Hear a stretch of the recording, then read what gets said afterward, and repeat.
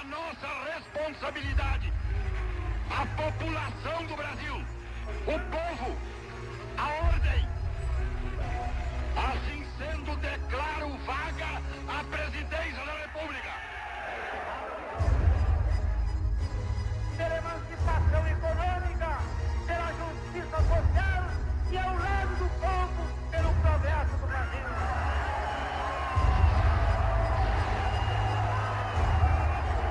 Viva a amizade cada vez mais estreita entre a China popular e os Estados Unidos do Brasil.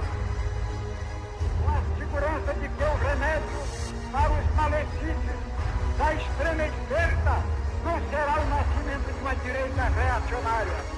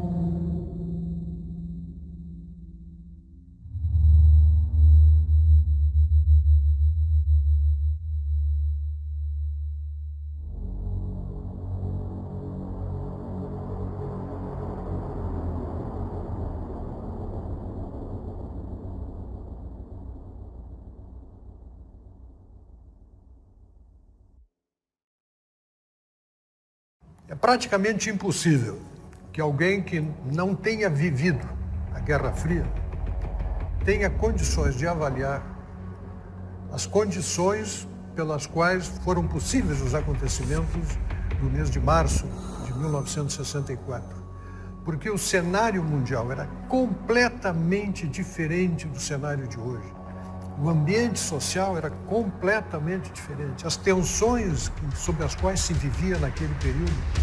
Durante a segunda metade do século XX, as duas maiores potências mundiais se enfrentaram sem confronto direto. A Guerra Fria. Depois de 6 anos da Segunda Guerra Mundial, 60 milhões de mortes arrasaram a Europa. Duas grandes potências saem vencedoras: os Estados Unidos e a União Soviética. Os dois países pertenciam aos aliados, que derrotaram a Alemanha nazista e o Império do Japão. Mas, olha, tão logo terminou, se armou a confusão, porque entre os vencedores estavam dois inimigos figadais, que eram os Estados Unidos e a União Soviética. Eles se enfrentavam em tudo e passaram a se enfrentar com muito mais intensidade. A União das Repúblicas Socialistas Soviéticas era resultado do avanço da Rússia comunista e já dominava 15 países. E continua tomando a Europa e o que mais ele podia, e todos os países balcânicos. Assaltos a bancos e agitações nos quartéis do exército imperial russo. A revolução assassina brutalmente a família imperial Romanov para implementar uma ditadura que tinha Lenin como Deus e Stalin e Trotsky como papas vermelhos. Os soviéticos desenvolvem um plano para conquistar o mundo e implantar o comunismo em todos os países. O reino do terror vermelho se espalha nas décadas seguintes. O Holodomor e os Gulags são alguns dos genocídios que resultam das ditaduras totalitárias. A doutrina iniciada por Lenin é levada adiante por Stalin. Ainda não tinha essa visão de abrir os arquivos de Moscou, saber o que era comunismo, saber o que era um Gulag, saber o que era Holodomor, como nós sabemos hoje. Do outro lado do mundo, o Ocidente. os Estados Unidos da América construíram uma democracia liberal baseada na sociedade de mercado e dos valores cristãos. A maior indústria e maior economia do mundo, é também o único país a ter armas nucleares, sendo a força imprescindível que derrotou os nazistas. Os Estados Unidos surgem no pós-guerra na liderança do Ocidente. Para reativar a economia dos países europeus devastados, os americanos propõem o Plano Marshall, oferecendo empréstimos a juros baixos. Então todo o ouro migrou para os Estados Unidos.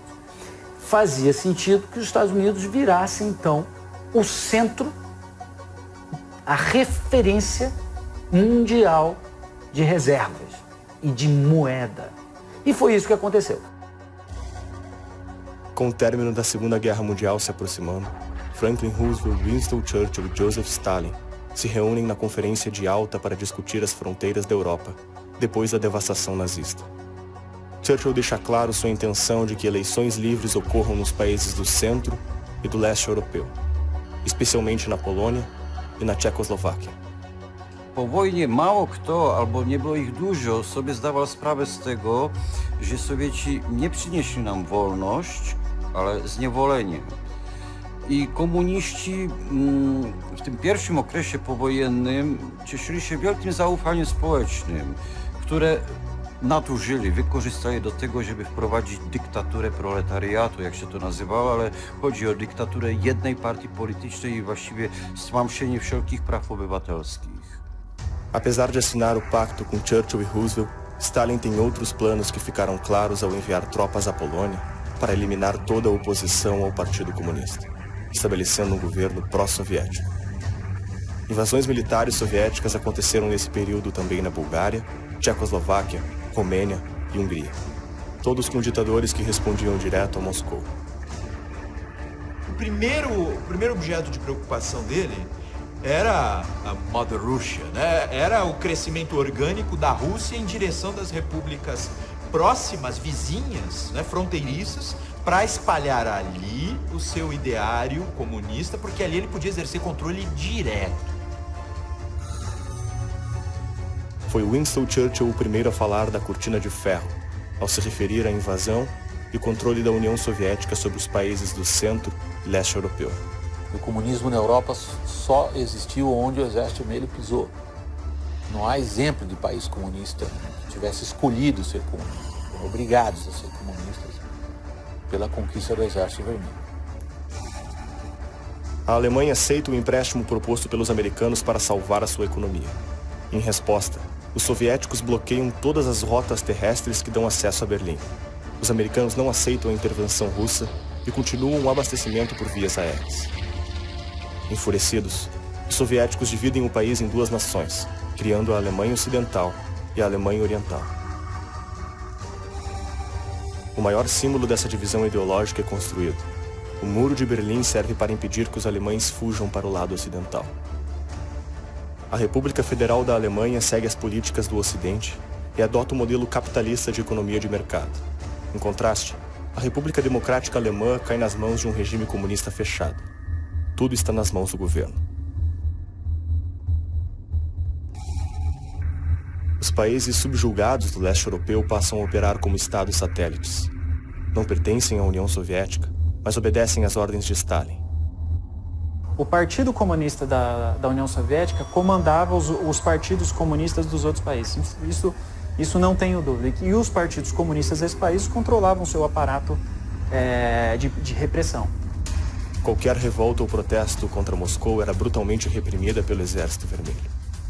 Os presos eram mortos e torturados. Asi 45 přece jenom bylo ještě krátké období, kdy Československo bylo postupně sovětizováno, nebylo to tak brutální náraz jako v Polsku nebo v Maďarsku, kde se dá říct, že ten komunismus byl vlastně přiveden na bodácích nebo prostě tam. As tensões aumentam e o medo se espalha pelo mundo. As duas ideologias passam a disputar cada palmo do planeta Terra, nos campos da ciência, da indústria, do espaço, do esporte e na força bélica. A União Soviética produz a sua primeira bomba atômica. Agora as duas potências tinham força para explodir o mundo. Um conflito direto seria o último. Então, esses dois lados da Guerra Fria, o lado o equilíbrio internacional planetário em torno da dissuasão do terror nuclear, e o outro do ponto de vista das ideias. No mesmo ano, países ocidentais criam a OTAN, uma aliança militar para combater a ameaça comunista, que agora era nuclear. Tomou conta da opinião pública mundial, era assunto dos jornais, a ameaça nuclear. Os países, os dois blocos que se constituíram logo após o término da Segunda Guerra Mundial, começaram a se armar loucamente, estocando armamento nuclear e procurando pontos estratégicos. Na China, depois de 3 anos de guerra civil, a revolução vence os nacionalistas que se refugiam em Taiwan. A União Soviética ganhou um aliado importante.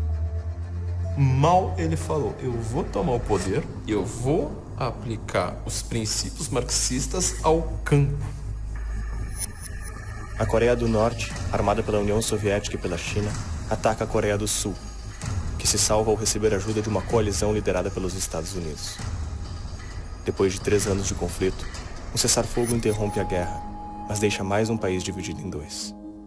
Ficou a parte norte com a Rússia e a parte sul com os Estados Unidos. Se alguém quer saber no que dá o comunismo e no que dá uma economia aberta, dá uma olhada nos 2 países 70 anos depois, mas não precisa recuar tanto tempo. Poucos anos depois já se notavam as diferenças. O mundo assistia a guerras civis e revoluções comunistas pelo mundo todo, como no Vietnã, Grécia, Turquia, Espanha e futuramente no Irã, Nicarágua, Argentina, Cuba, Egito, diversos países da África, Itália, Guatemala, Haiti, Paraguai, Filipinas, Chile, Indonésia, entre dezenas de outros conflitos.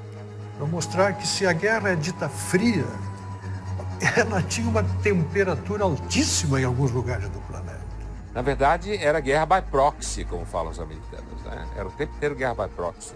Você tinha algum país ou algum grupo representando o A e o outro representando o B, e esses 2 proxies ficavam brigando, mas na verdade quem estava frio era a União Soviética e os Estados Unidos aqui por trás, alimentando esse processo.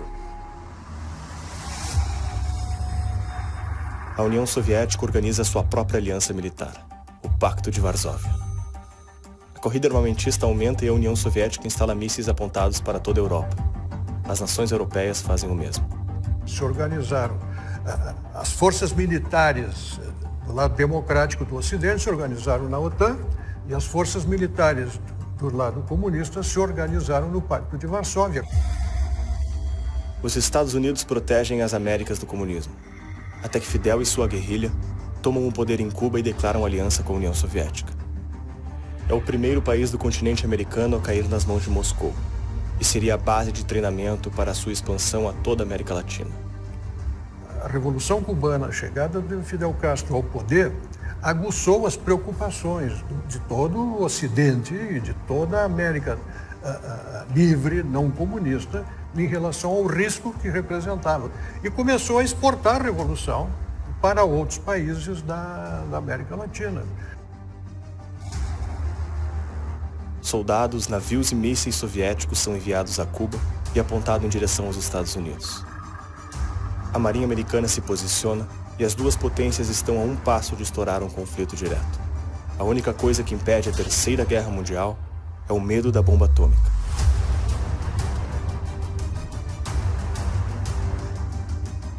Cada bomba Tsar, desenvolvida pela União Soviética, possuía em média 50 megatons, que é 16 vezes maior que toda a força explosiva de todas as bombas e balas usadas por todos os exércitos na Segunda Guerra Mundial.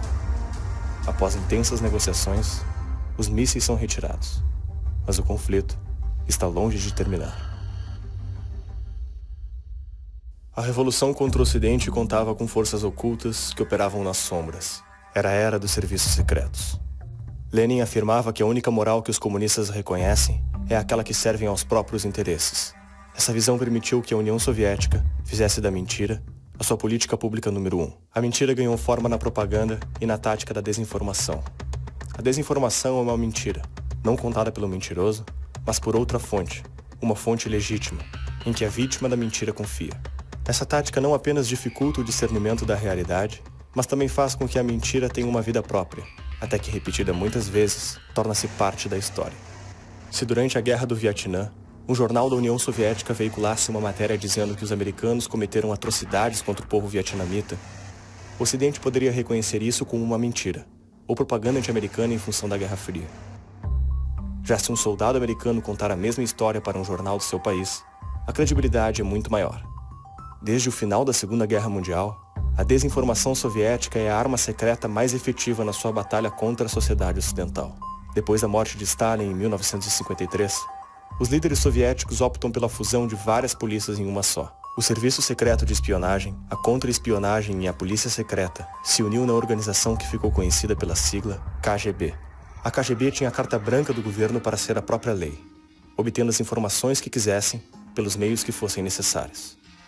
Era o serviço de inteligência e segurança mais completo do mundo, contendo fichas e registros de políticos, acadêmicos e artistas do mundo inteiro.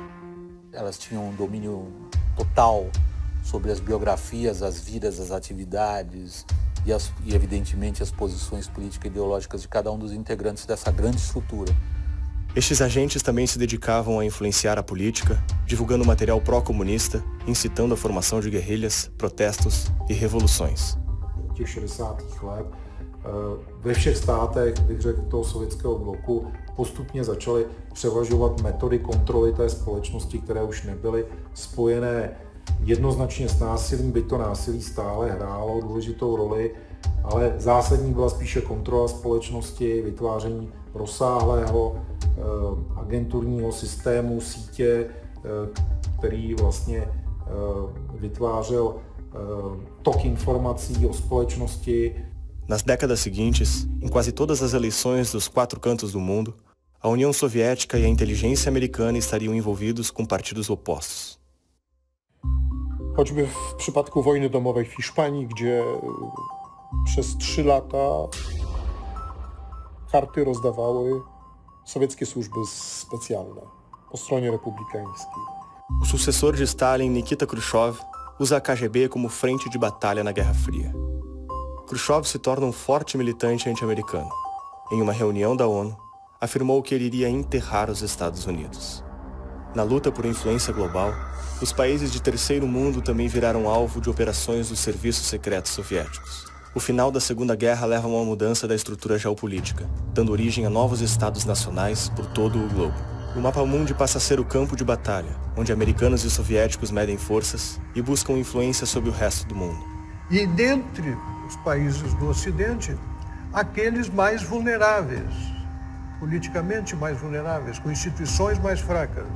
Adivinha para onde? Eles vieram para a América do Sul, para a África, para a América Central.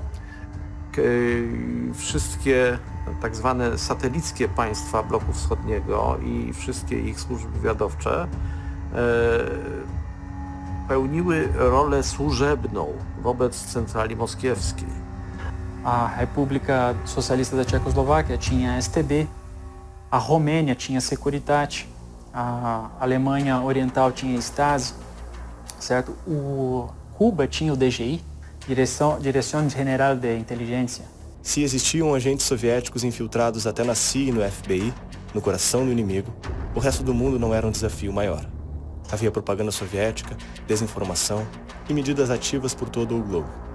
Em 1919 ocorreu o congresso que reunia diferentes correntes do comunismo no mundo inteiro. Seu objetivo era colocar em prática o plano de expansão mundial do comunismo. Foi desenvolvido um estatuto que estabeleceu 21 condições para a filiação de partidos comunistas.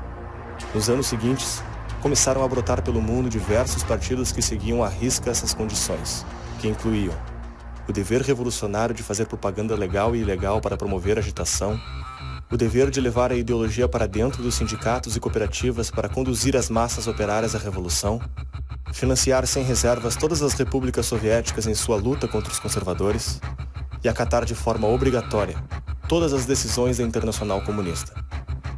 O Brasil, país de dimensões continentais, fronteira com quase toda a América do Sul e rico em recursos naturais, não ficou de fora da guerra ideológica. Em 25 de março de 1922, em Niterói, é fundado o Partido Comunista Brasileiro, o PCB, obedecendo todas as condições impostas pelo Estatuto. Ele demonstra que o Partido Comunista Brasileiro nunca teve vida própria.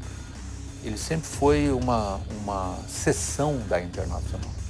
E era assim mesmo que o movimento comunista internacional se entendia nas décadas de 20 e 30, como um movimento que instauraria o comunismo no planeta. Na Argentina, no Chile, no Brasil, na Alemanha, na Itália, na China, nos Estados Unidos, onde fosse, todos eles estavam subordinados às diretrizes rígidas de Moscou. Luiz Carlos Prestes, então residente na União Soviética, voltou clandestinamente para o Brasil com o objetivo de realizar um golpe revolucionário. A primeira tentativa de tomada do poder aconteceu no ano seguinte pela intentona comunista. A revolução falha e Prestes e os conspiradores são presos. Poucos anos depois, Prestes se elege como senador. Ele foi entrevistado por uma jornalista e a jornalista pergunta para ele: só supondo, senador, se houvesse uma guerra entre Brasil e União Soviética, de qual lado o senhor ficaria? E ele disse: olha, eu ficaria do lado da União Soviética, porque a União Soviética representa a classe dos trabalhadores, não é já uma questão nacional, é uma questão de união de classes. Beleza, não importa a explicação, o que o povo entende? Numa guerra Brasil-União Soviética, o cara ficaria contra o Brasil. Após as invasões e a imposição do regime totalitário no leste europeu, o Brasil rompe relações diplomáticas com a União Soviética e caça o registro do PCB. Apesar da ilegalidade, a estrutura do partido não foi tocada. Jornais, assim como livros e publicações, corriam livremente. O PCB entrou para a ilegalidade no papel, mas permaneceu na legalidade de fato. Foi nessa legalidade de fato que os agentes soviéticos avançaram na estrutura de poder brasileira. A conspiração para transformar o Brasil em uma república socialista contava agora com ajuda internacional. O que se sabe sobre as ações das polícias secretas soviéticas é apenas uma peça de um grande quebra-cabeça. Foi na República Tcheca que um pesquisador brasileiro encontrou parte da história até então desconhecida no Brasil. O que se descobriu é que os países satélites da União Soviética sempre mantiveram os olhos e os pés no território tropical. Bom, março de 2014, eu estava em casa, preparando para dormir, aquele soninho batendo ali, mexendo no celular, vendo mensagem, pagando spam. E quando eu vi uma mensagem vindo direto do site A Verdade Sufocada, e eu já era administrador do site, já tinha 8 anos, né? Quando me surge na caixa postal uma mensagem de um tal de Mauro Abranches. Aí, vamos ver que mensagem é essa. Aí ele está escrevendo lá que ele é brasileiro, mora na Polônia, interessante. E eu estou dentro dos arquivos da KGB, da STB tcheca, traduzindo material de infiltração que aconteceu no Brasil entre os anos 50 e os anos 80. Já mandei e-mail para um monte de gente, ninguém responde, estou quase desistindo do trabalho. Quando eu acabo de ler esse e-mail, eu dei um pulo na cama, que o senso de urgência ligou todas as sirenes dentro da cabeça. Eu dei um pulo na cama que eu lembro do barulho da hélice do ventilador de teto passando perto da minha cabeça, né? Então, eu parti direto para o computador porque eu não queria que aquele cara que acabou de me mandar um e-mail, ele fechasse o computador, nada. Eu tinha que responder para ele naquele instante e pegar ele online. Pesquisando sobre comunismo no Brasil, através da internet, etc., mais cedo ou mais tarde, leva você aos acontecimentos relacionados com o ano de 1964. Nesse contexto, foi possível observar uma significativa quantidade de comentários, artigos, nomes de livros que chamavam atenção para presença americana, influência americana naqueles acontecimentos como CIA, etc. O curioso é que não havia praticamente nada sobre o outro lado, ou seja, sobre eventual atuação de países ou serviços de inteligência de países da chamada Cortina de Ferro. Como sabemos que uma guerra tem dois lados, isso era no mínimo estranho. Para ser justo, preciso afirmar que somente encontrei uma pessoa que falava sobre a importância do estudo desse assunto, que era o professor Olavo de Carvalho. A pesquisa do Mauro Abranches, embora ele seja sempre muito discreto, muito cuidadoso para não acusar pessoas injustamente, dá para você ver a quantidade de agentes que tinha lá dentro. Então, vamos dizer, o tamanho da gritaria, por um lado, contrasta com o tamanho dos documentos do outro.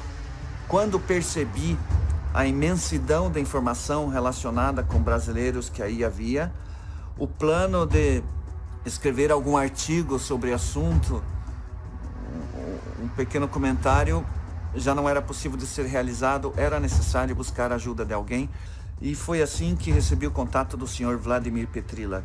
Zdaliśmy sobie sprawę z tego, że w Pradze istnieje bogaty zbiór materiałów na temat Brazylii i nie tylko, który opisuje wielki kawał historii, a przy tym to źródło tej pory w Brazylii nie było w ogóle eksplorowane. Nikt o nim nie wiedział.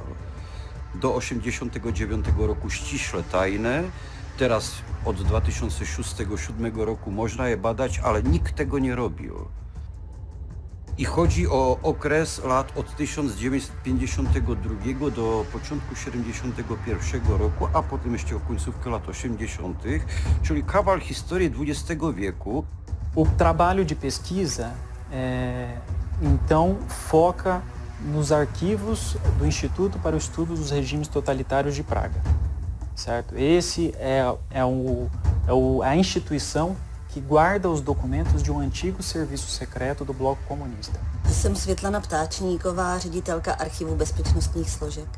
Archiv bezpečnostních složek je instituce, která byla zřízena zákonem 181 z roku 2007 sbírky a pod jednou střechou uchovává, spravuje a zpracovává archiválie bezpečnostních složek komunistického režimu, kterých je zhruba 20 kilometrů. Jako třeba písemnosti rozvědky nebo vojenské kontrarozvědky. STB, czyli Bezpieczeństwo Państwowe, to była potężna tajna policja czechosłowacka, która została stworzona przez reżim komunistyczny i podporządkowana partii komunistycznej, która miała kilka departamentów. Z tym, że dla naszych badań najistotniejszy jest Departament Pierwszy, czyli wywiad zagraniczny, cywilny, który zajmował się Ameryką i Ameryką Łacińską, Ameryką Północną i Łacińską. Talvez não se lembrem muito do que foi a Tchecoslováquia. Hoje a gente tem a República Tcheca e a Eslováquia, países independentes. Mas a Tchecoslováquia, de 48 a 89, ela foi uma república socialista. Um regime autoritário, que atualmente é condenado por crimes contra os direitos humanos.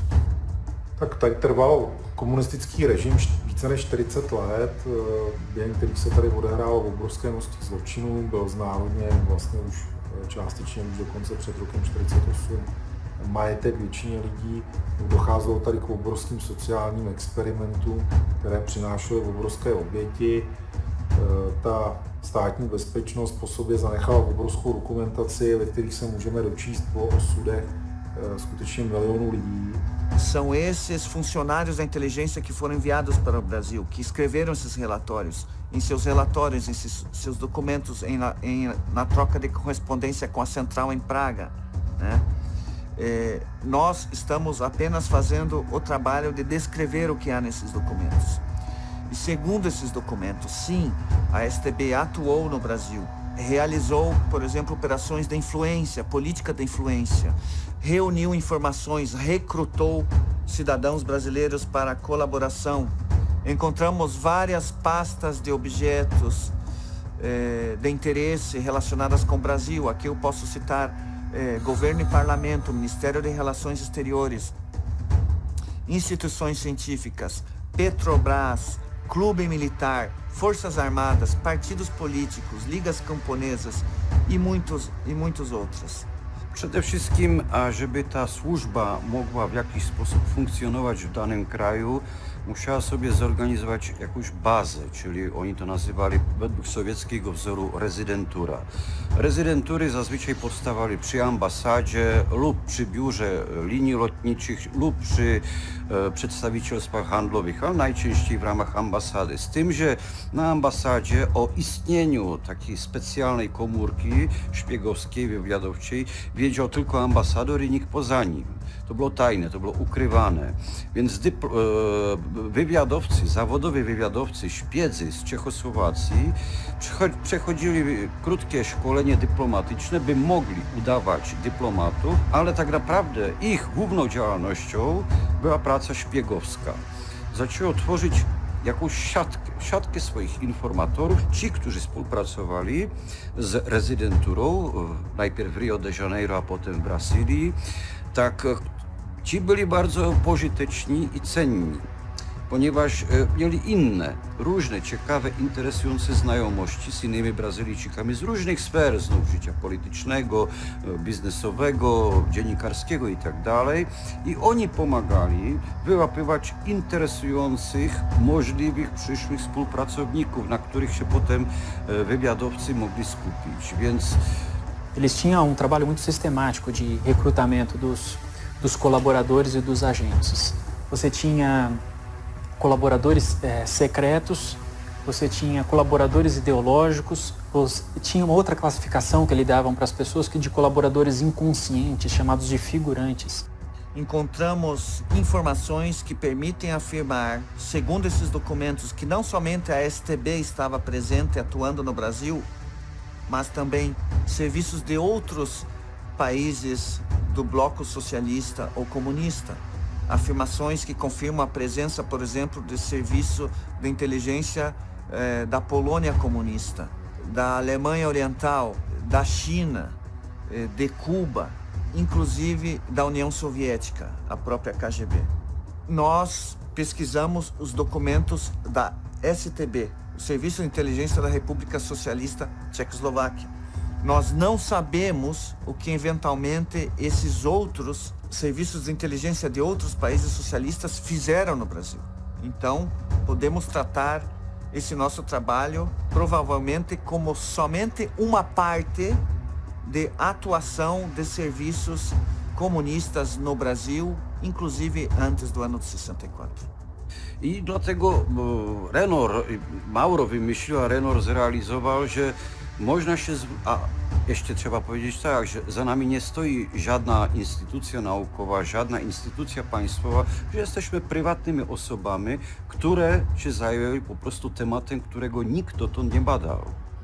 Nejsem si úplně jistý, jestli nám to pomůže k tomu, že bychom předešli nějaké nové totalitě, které určitě přijde, jako lidstvo vždycky vyrobí něco nového.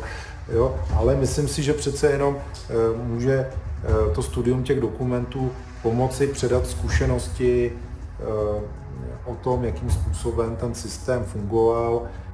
Uważam, że to bardzo ważna książka, po pierwsze dlatego, że jest prawdziwa. Tylko prawda jest ciekawa. Dzięki tej książce wszelkiego rodzaju pracowicie opracowywane mity ulegają falsyfikacji. Nie ma nic lepszego niż zderzenie swoich wyobrażeń z rzeczywistością, a ta rzeczywistość bardzo często jest banalna lub brutalna. Okazuje się, że wielcy intelektualiści, pisarze, poeci, przywódcy ruchów de facto byli ludźmi skorumpowanymi, ludźmi, którzy nie tylko brali pieniądze z miedzianym czołem, ale po prostu zdradzali swój kraj i swój naród. Podkreślam, i kraj, i naród, ponieważ sprzedawali mu iluzje za cudze pieniądze. A vitória da Revolução Cubana em 59 intensificou as atividades comunistas na América Latina. A Revolução Vermelha estava mais perto. O Brasil já dava seus próprios sinais de inclinação à esquerda. No mesmo ano, a capital foi transferida para o centro do país.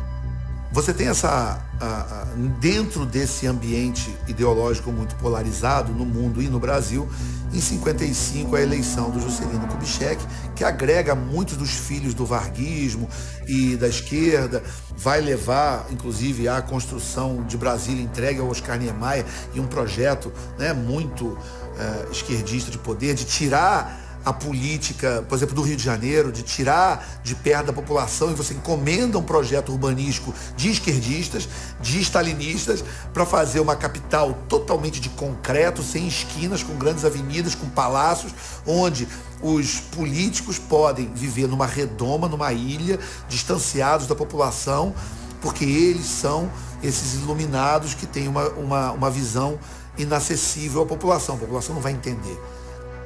Por exemplo, você pega o Palácio do Catete do Rio de Janeiro. Né? O sujeito abriu a porta do Palácio do Catete, ele está na rua. Então ele está no meio do povão. Agora em Brasília não, você tem um lago, tem uma distância, tem não sei o quê. Quer dizer, o presidente é inatingível, ele está no Olimpo. A cidade foi feita para isto. A concepção dos caras é esta. Não se faz isto, a não ser que você tenha um plano na cabeça. E, evidentemente, o Niemeyer tinha. Refletindo o modelo do livro A Cidade Comunista Ideal, escrito por 2 arquitetos soviéticos, Brasília evidenciava o caminho que o país e sua mentalidade estava sendo levado. Os cofres públicos não ficaram impunes à construção da nova capital. A mentalidade desenvolvimentista também estava presente em vários setores da economia. O plano de fazer 50 anos em 5 causou o congelamento de salários, agravamento da inflação, e também foi a primeira vez que ouvimos falar de calote ao FMI. Ao mesmo tempo, uma figura começava a despontar em São Paulo, já tinha sido governador, despontava com o discurso dele do varre, vassourinha, né, combater a corrupção, ganhou uma proporção muito grande no país. E ele sabia fazer o tal do teatro que o político precisa para convencer o povo, né? Ele punha talco para fingir, para simular caspa, ele comia pão com mortadela sentado na calçada. Ele, quando falava pro público, simulava que estava desmaiando de fome. Não tive tempo para comer, senhores. Só que ninguém via ele exatamente como esquerda ou direita. Sabe essas pessoas que conseguem se transformar em fenômeno político, mas ao mesmo tempo você não entende direito qual é o vínculo dele? A UDN quer capitalizar isso. E Lacerda se aproxima dele junto com a UDN. Tá? E aí o Jânio Quadros parece que é o candidato da direita. Só que o Jânio Quadros não era essa figura maleável, fácil de você conduzir como eles imaginavam. Ele começou com uma política, ao mesmo tempo interna, de condução econômica até mais ponderada do que a do Juscelino, que não era muito difícil. E na política externa, o Jânio Quadros faz umas coisas que a UDN pensa, o que ele tá fazendo, velho? Polarização tremenda no mundo entre a civilização ocidental, o capitalismo americano e o totalitarismo comunista soviético. Nesse clima você tinha os engraçadinhos, né, que queriam parecer independentes. Nós somos, né, nós não estamos presos a ninguém, nós somos nós mesmos, nós somos cheios de nós mesmos. Ele se reaproxima da União Soviética, o vice dele vai para a China e o pior, ele condecora o Che Guevara, né, com a Ordem do Cruzeiro do Sul, né, uma espécie de premiação republicana. Aconteceu o seguinte, eles estavam numa sala e o Jânio Quadros pegou a medalha numa prateleira e colocou no peito do Che Guevara, e aquilo foi um presente, porque a comanda ela teria que ser dada pelo Estado-Maior, uma decisão das 3 armas. E o presidente simplesmente passou por cima daquilo e deu o comando para o Che Guevara. Bom, isso já causou, então, assim, um desgaste entre o presidente e as Forças Armadas. E depois um desgaste entre o presidente e os setores que davam apoio, os setores conservadores e liberais. Não é que ele fosse, eu não acho o Jânio Quadros comunista, eu acho que o Jânio Quadros, nessa ideia de ser independente, acabava não tendo uma linha diretiva. Como é que eu explico isso? Você tem uma foto num jornal que ele tá com um pé para um lado, um pé para o outro, um olho para um lado, um olho para o outro, o óculos torto. E aí tá escrito, né, que a orientação de Jânio Quadros, alguma coisa parecida com isso. Então você entende Jânio Quadros, acho que por essa foto, o cara tá olhando para tudo que ela tá tentando ir para todos os lados ao mesmo tempo e vai cair. A verdadeira face política de Jânio é exposta quando ele tenta armar uma conspiração que desencadeou os eventos que mudaram para sempre a história do país. O Jânio Quadros fala para o Lacerda, como é que vocês conseguem governar com as assembleias legislativas dos estados? Eu não consigo governar com esse congresso.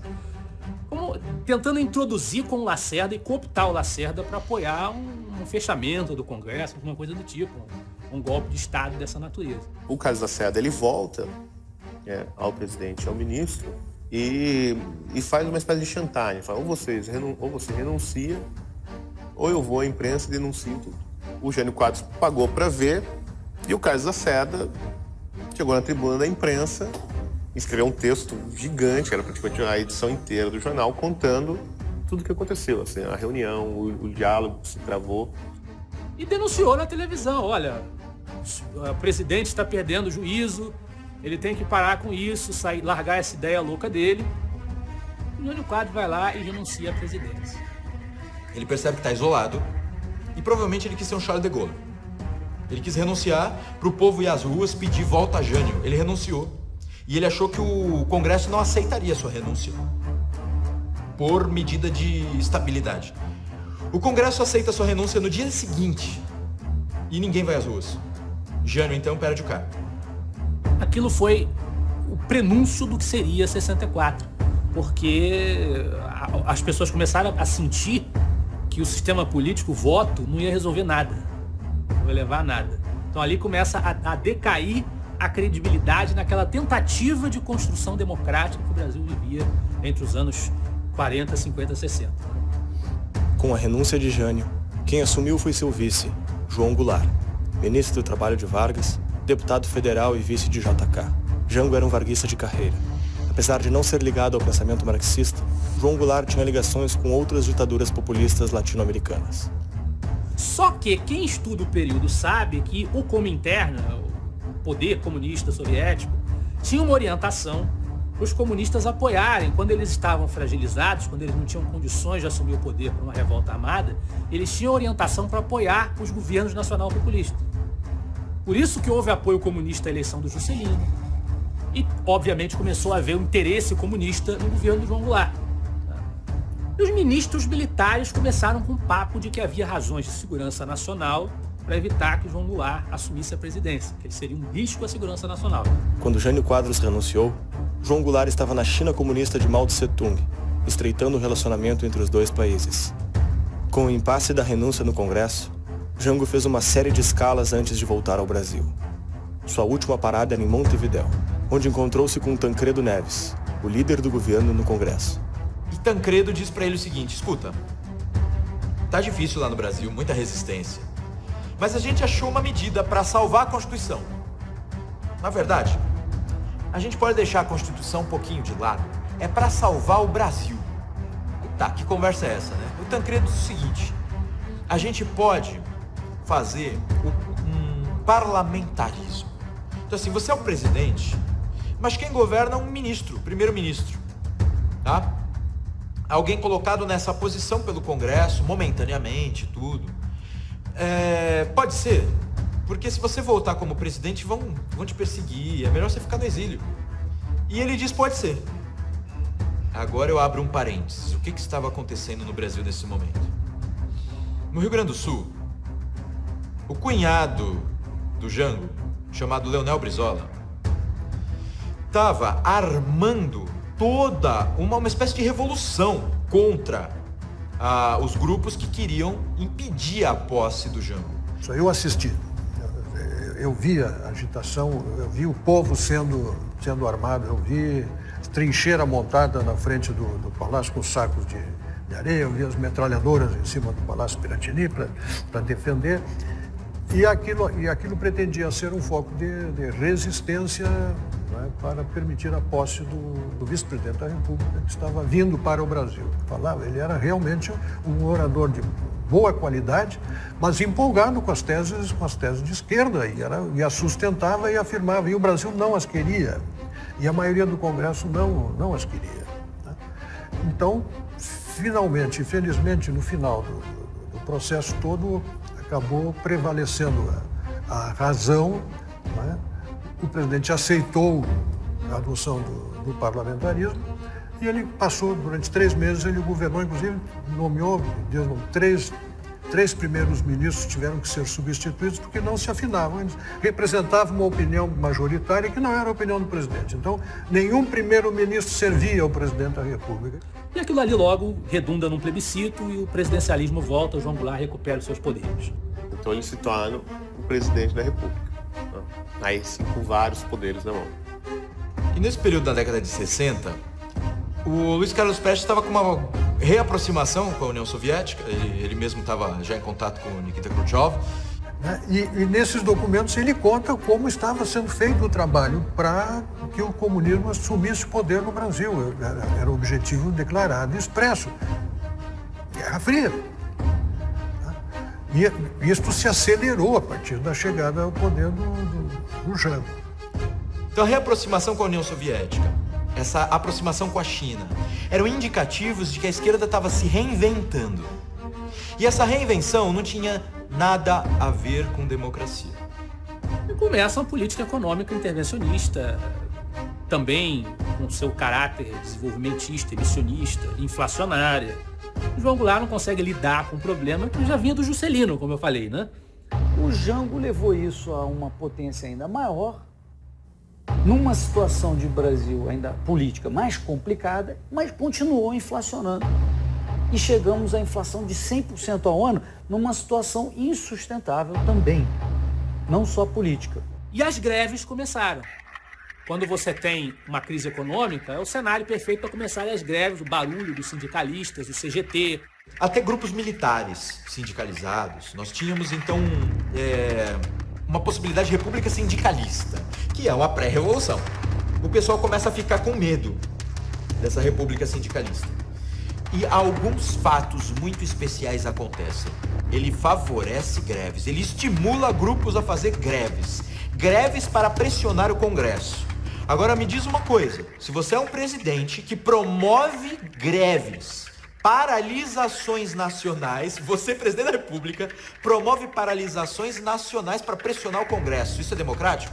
E isso vai seccionando a sociedade de uma tal maneira, absorvendo ainda o clima, a atmosfera da Guerra Fria, que o João Goulart conclui. O único caminho que resta a ele é se juntar com a extrema-esquerda. Já tem livros que denunciam a presença da KGB aqui naquele período. Você começa a ter guerrilha sendo treinada por cubanos. Também tem livros que denunciam, intelectuais que denunciam isso, tem registros disso. Isso não é segredo que existiam brasileiros que foram fazer guerrilha em Cuba. Em nossas pesquisas, nesses documentos, encontramos informações sobre aproximadamente 41 brasileiros que foram a Cuba fazer guerrilha, aproveitando dessa ajuda da STB, que fornecia essa logística no transporte via Praga. Nos primeiros anos da década de 60, houve uma cisão no Partido Comunista Brasileiro. O PCB, em aliança com a União Soviética, pretendia estabelecer uma luta ideológica contra o capitalismo, por meio da propaganda e da ocupação de espaços. O grupo dissidente formou o Partido Comunista do Brasil, seguindo a linha maoísta do comunismo, com o compromisso de fazer uma revolução armada para tomar o poder. Contava com militares do exército, camponeses e operários.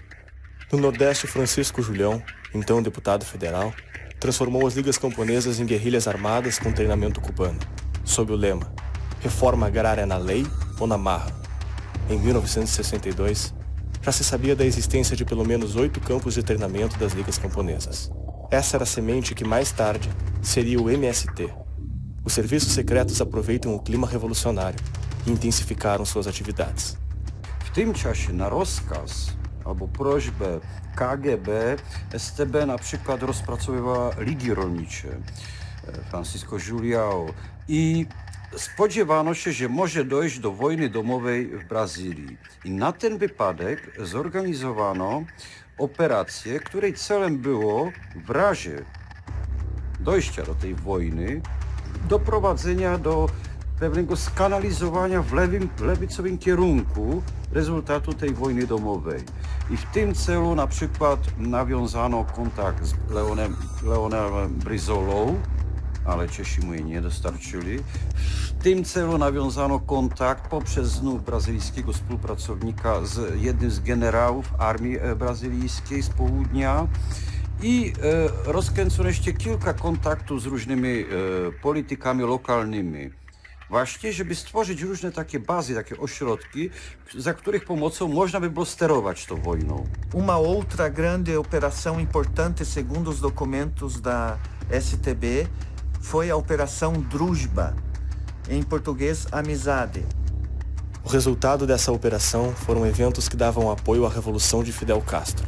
O Congresso Continental de Solidariedade a Cuba, realizado no ano de 1963 em Niterói, contou com a participação de agentes do Serviço Secreto, da Tchecoslováquia, de Cuba e da KGB.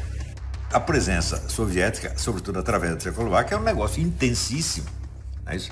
Tanto que em 1963 você já tinha guerrilhas no Brasil. E dizer que a guerrilha foi uma resposta ao golpe, não. Ao contrário, o golpe foi a resposta às guerrilhas, né? Mas a presença dessa guerrilha foi confirmada por documentos que foram encontrados com um alto funcionário cubano que estava num acidente aéreo. Ele caiu, o avião dele caiu, acho que no Peru, Bolívia, um lugar desse aí. E os documentos comprovando, então, a interferência cubana no Brasil, ajudando as guerrilhas do Julião, né, das Ligas Camponesas, foram parar na mão do João Goulart e o desgraçado, em vez de tomar providência, simplesmente devolveu os documentos para o Fidel Castro. Então, o presidente era, obviamente, cúmplice, né? Então, ele estava ajudando um país estrangeiro a fazer uma interferência armada no nosso país. Que respeito merece esse cara? Nenhum, zero. Há notícia também de uma grande aproximação com o gabinete das pessoas mais próximas do João Goulart. O João Goulart faz uma viagem a Praga. E essa viagem é toda monitorada, entendeu? É conduzida pelos agentes da STB. Se até então a história dizia que é toda uma teoria da conspiração, dizer que não existia possibilidade nenhuma de golpe comunista e tal no Brasil, o livro relata algumas cenas que dão a entender que o Jango era muito próximo de pessoas que eram agentes da KGB. Entendeu? Isso era grave. O governo do João Goulart pregava uma reestruturação da Constituição e mudanças drásticas na política agrária, urbana, educacional e tributária. As medidas que ficaram conhecidas como reformas de base incluíam a estatização de refinarias, desapropriação de terras, fixação de preços de aluguéis e limitação de remessa de lucros ao exterior. As medidas eram inconstitucionais e o próprio governo já esperava que não fossem aceitas pelo Congresso. O Jango, então, decide dar uma caetada realmente autoritária. Ele pede no Congresso a aprovação do estado de sítio. João Goulart vai ter tentado governar por decretos. E essa tentativa de governar por decretos é o que vai ser o momento determinante para que a oposição se manifestasse contrária a ele. E como o Brasil já tinha, desde 1889, uma tradição de golpes ou tentativas de golpe, João Goulart era mais um que, de fato, tinha essa intenção. Quer dizer, clima assustador se cria, porque o João Goulart é um presidente fraco, um presidente que não consegue solucionar os problemas, então ele acha que a solução para ele é se juntar com a extrema-esquerda, que quer cavalgá-lo, exatamente como o Comintern recomendava, né? Esta era a ideia, um querendo cavalgar o outro. Dali poderia sair um novo Estado Novo, né? Um regime populista trabalhista, não propriamente comunista, mas trabalhista populista, ou um regime comunista, ou uma coisa e depois a outra, né? Porque eles iam cavalgá-lo, depois iam tomar o lugar dele. O mês de março de 64 alcançou o ápice da agitação nas ruas, das greves e da crise que o país se encontrava. Junto com Prestes, grupos comunistas e militares insubordinados, João Goulart organizou comícios em todo o Brasil pressionando o Congresso a aprovar as reformas de base. O comício das reformas deixava bem claro quais os verdadeiros planos para o Brasil. Um projeto dito nacionalista, mas na verdade era um projeto absolutamente estatizante, né? E com total desrespeito à propriedade privada. Numa plateia que tinha bandeiras do PCB, que era um partido ilegal na época, os militares ali do lado, sem fazer nada, né? Os militares ligados ao Jango, né? O que Brizola e João Goulart falaram ao microfone? Que esta Constituição e esta democracia que estão aí, João Goulart falou assim, esta democracia que está aí, na verdade, é um sistema político para beneficiar os poderosos, as elites. E nós precisamos encampar refinaria, nós precisamos impedir remessa de lucro, nós precisamos fazer um plebiscito para dissolver o Congresso, né? O Brizola falando isso. Era isso que estava se falando. Então as pessoas pintam, foi uma injustiça tremenda, porque o discurso era democrático. Balela, mentira. Naquela noite, as janelas do Rio de Janeiro tinham todas uma vela acesa, que foi um sinal de protesto da população em relação ao que tinha acontecido na Central do Brasil.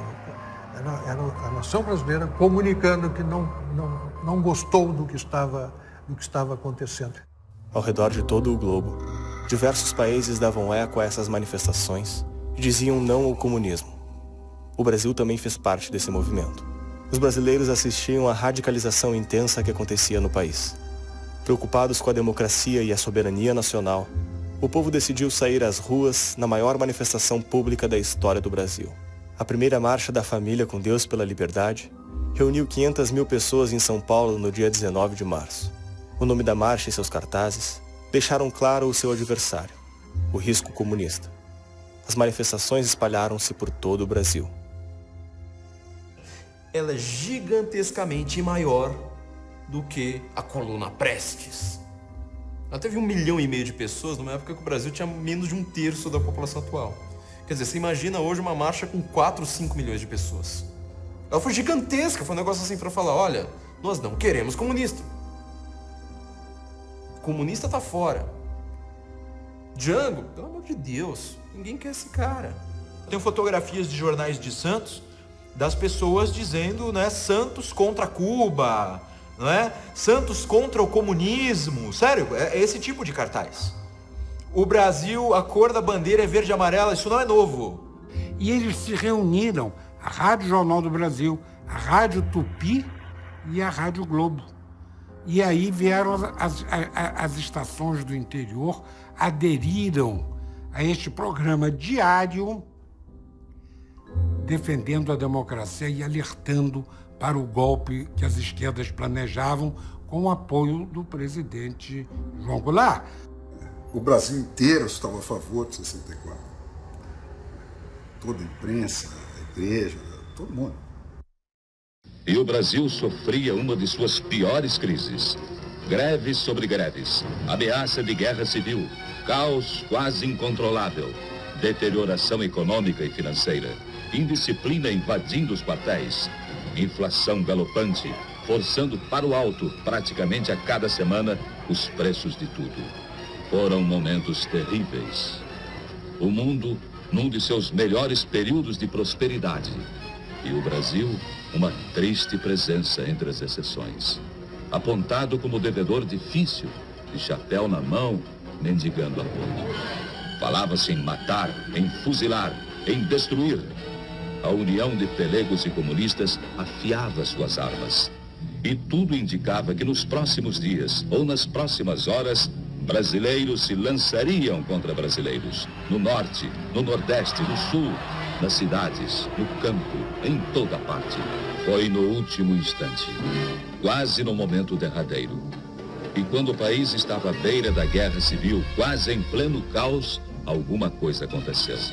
E as Forças Armadas, elas próprias, mais do que ameaçadas, foram chamadas, praticamente intimadas, a cumprir a missão que o momento lhes impunha.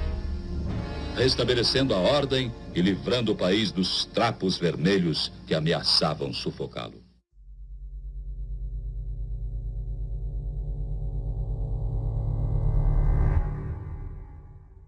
O golpe viria, o golpe de esquerda viria. Temos que reagir, temos que derrubar o governo e deflagrou, né, a rebelião militar.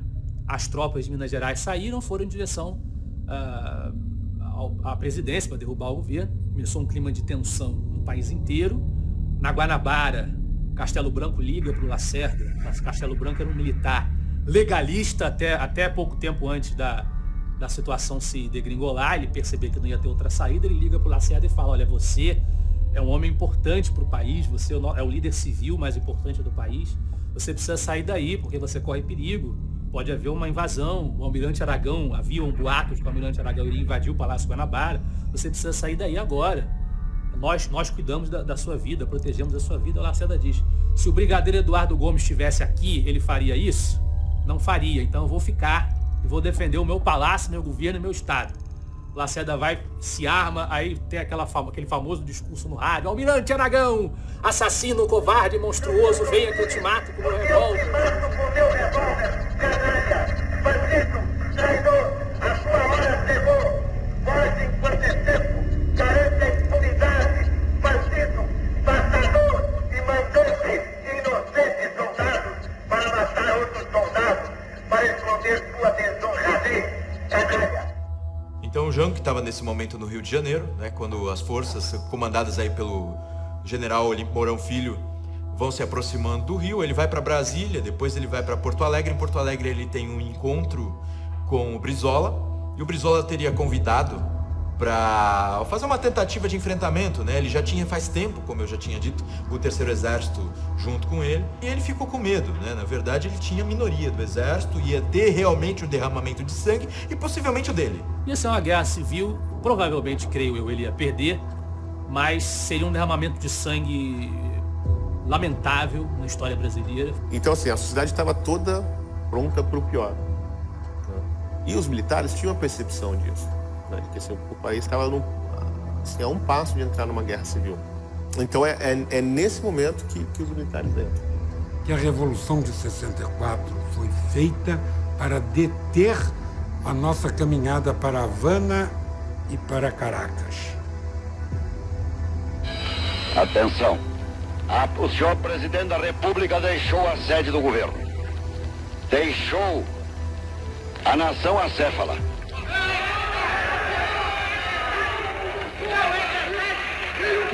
Numa hora gravíssima da vida brasileira, abandonou o governo. E esta comunicação faço ao Congresso Nacional.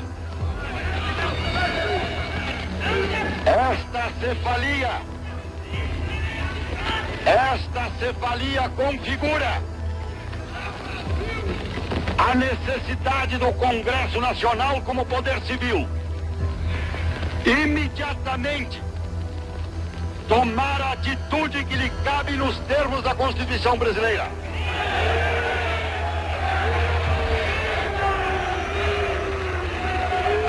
Sob a nossa responsabilidade, a população do Brasil, o povo, a ordem.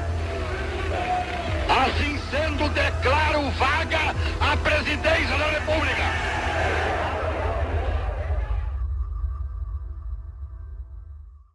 Só que tem um detalhe, o Auro de Moura Andrade declarou a vacância do cargo baseado no artigo da Constituição de 46 que dizia que o presidente da República, ausente do país, sem comunicado oficial, a sede do governo, né, se ausenta, e aí o presidente do Congresso pode declarar que o presidente está impedido.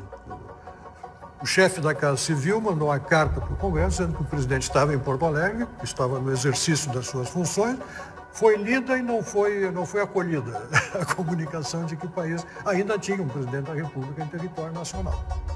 Olha só a situação que eles criaram. Ele estava dentro do território nacional.